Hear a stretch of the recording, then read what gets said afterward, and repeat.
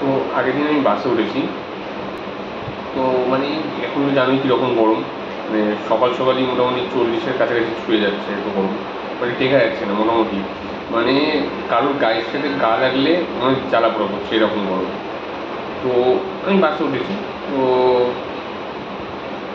দেখি একটা মেয়ে বসে রয়েছে। তো আমি উঠে দেখলাম মেয়েটা বসে রয়েছে। তো মেয়েটার এখানে একটা দেখি ট্যাটু করা, এইখানে প্রয়োজন, এইখানে ট্যাটু করা প্রয়োজন, তো লাভ সাইন ট্যাটু করা।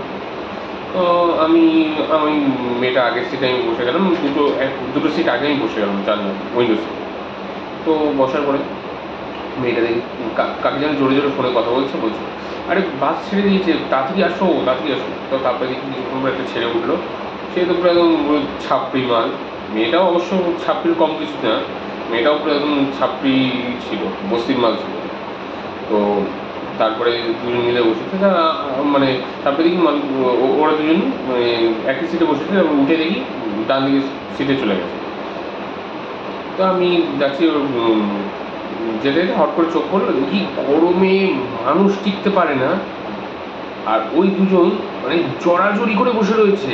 মানে এদের কি কি মানে এটা মানে এটাকে পুরো একদম ওয়েও বানিয়ে, বাসটাকেও ওয়েও বানিয়ে নিচ্ছে ভাই। এত গরমে মানুষ টিকতে পারছে না, জড়াজড়ি করে কী করে বসে রয়েছে, অসহ্যকর।